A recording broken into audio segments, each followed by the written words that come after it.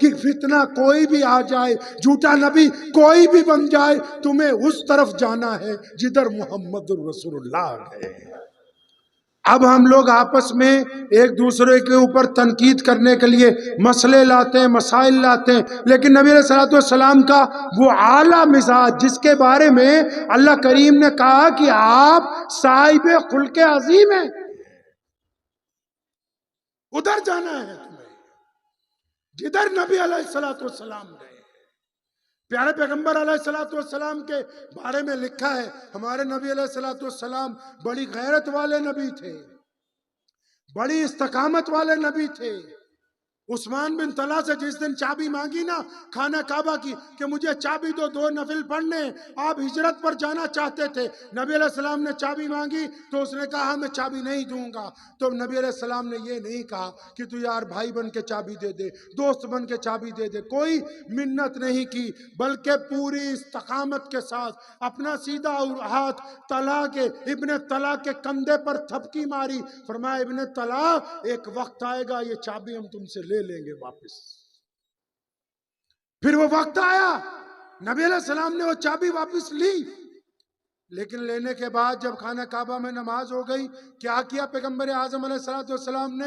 عثمان بن طلحہ کو قریب بلایا، فرمایا پکڑ لے چابی، قیامت تک تیری نسل میں باقی رہے گی۔ سیدنا عثمان بن طلحہ فرماتے ہیں میری طرف چابی نہیں آئی، میری طرف تو کلمہ لا الہ الا اللہ محمد رسول اللہ کی دولت آئی کہ اتنے کریم رسول ہیں کہ جب بدلے کا وقت آیا اس وقت بھی لوگوں کو معاف کرتے ہیں۔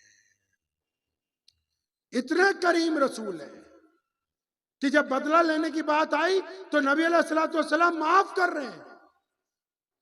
پیارے پیغمبر محمد رسول اللہ صلی اللہ تعالی وسلم مسجد نبوی میں تشریف رکھتے ہیں۔ آپ حضرات کو میری بات سمجھ آ رہی ہے نا بھائی؟ ارے بولے سمجھ آ رہی ہے؟ کہیں آپ سوچ رہے ہو کہ کچھ مسئلے بتاؤں پھر کچھ فتوے ہو جائیں، کا ذکر خیر نہیں ہوتا ہے۔ اب ہم لوگ آپس میں ایک دوسرے کے اوپر تنقید کرنے کے لیے مسئلے لاتے ہیں، مسائل لاتے ہیں، لیکن نبی علیہ السلام کا وہ اعلیٰ مزاج جس کے بارے میں اللہ کریم نے کہا کہ آپ صاحب خلق عظیم ہیں، اس مزاج کی بات نہیں ہم کر رہے۔ جنگ خندق کے موقع پر اب دیکھیں ہمارے نبی علیہ السلام کتنے پوزیٹیو ہیں، کیا چاہتے ہیں نبی علیہ السلام آپ سے۔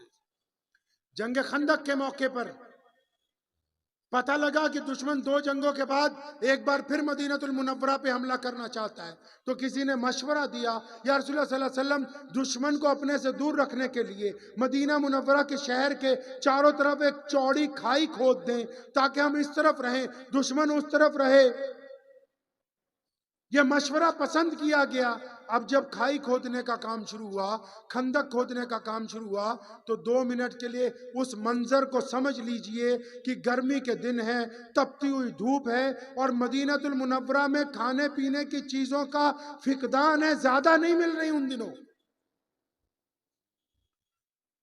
4 صحابیوں کو ایک کھجور دی جاتی ہے کہ اس کے 4 ٹکڑے کرو اور کھاؤ۔ آج کل پیچھے خزانے میں پیسے نہیں،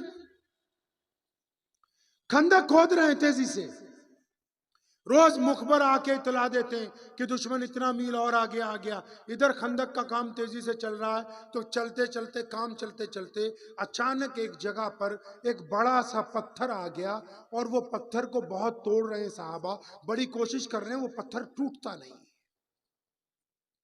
تو یہ اطلاع نبی علیہ السلام کو دی گئی، پیارے پیغمبر علیہ السلام کو بتایا یا رسول اللہ صلی اللہ علیہ وسلم خندق کے فلاں حصے میں ایک طاقتور بڑا پتھر کی سل آ گئی، یا رسول اللہ وہ ٹوٹ نہیں رہی، اگر وہاں سے خندق نیچے نہیں کی گئی تو دشمن تو ادھر سے اندر آ سکتا ہے۔ تو نبی علیہ السلام نے کہا چلو میں خود دیکھتا ہوں۔ پیارے پیغمبر علیہ السلام خود پہنچ گئے، نبی علیہ السلام خود پہنچ گئے وہاں، تو جا کے وہ جس گھن سے ہتھوڑے سے توڑ رہے تھے وہ نبی علیہ السلام نے اپنے ہاتھ میں پکڑا۔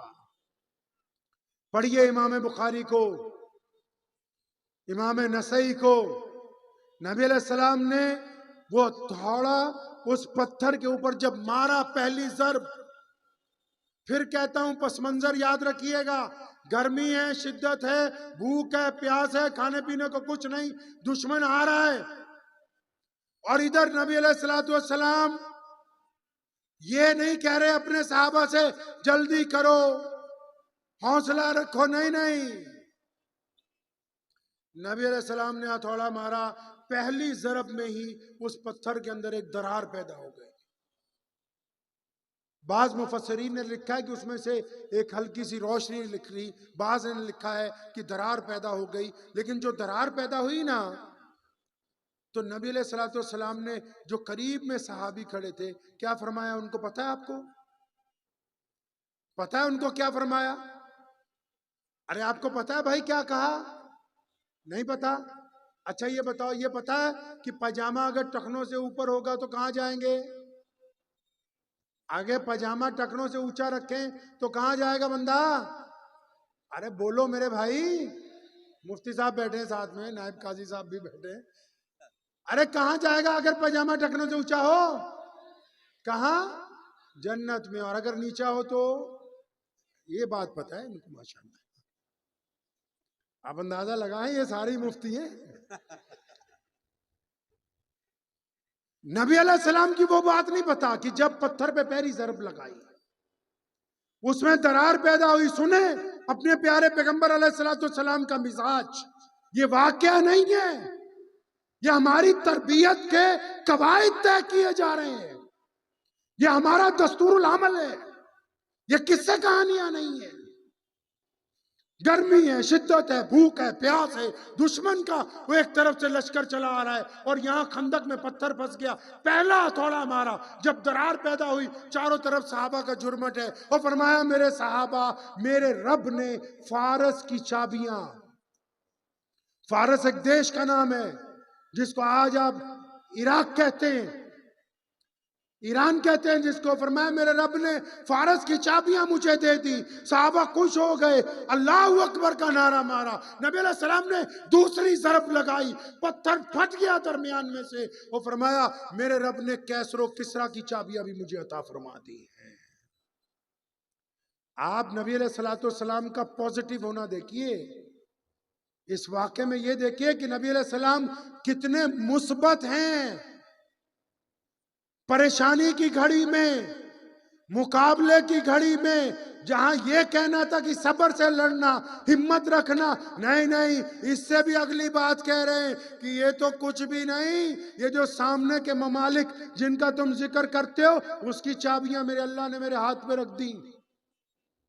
صحابہ خوش ہو گئے، تو نبی علیہ السلام نے تیسری ضرب ماری، اتنی طاقتور ضرب تھی کہ پتھر ریزہ ریزہ ہو گیا۔ تو سیدنا سراقہ رضی اللہ تعالیٰ عنہ ایک صحابی ہیں، وہ قریب میں کھڑے، پیارے پیغمبر علیہ السلام نے سراقہ کا ہاتھ پکڑا اور فرمایا سراقہ، او میرے بچے، او میرے دوست، میں تو کسریٰ کے کنگن، کسریٰ بادشاہ ہے اس وقت کا، ہاتھ میں بڑے بڑے کنگن پہنتا ہے سونے کے، فرمایا میں کسریٰ کے کنگن سراقہ میں تیرے ہاتھوں میں دیکھ رہا ہوں۔ اور پھر ایک وقت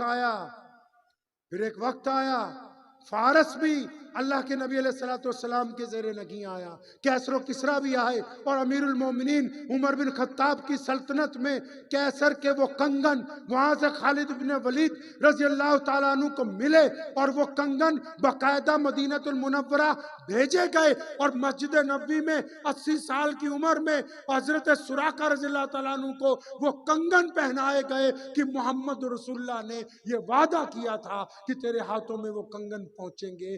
اندازہ لگائیں کہ ہمارے نبی علیہ السلام بدترین حالات میں بھی اپنی امت کو حوصلے کی بات کرتے ہیں، حوصلہ توڑنے کی بات نہیں کرتے ہیں۔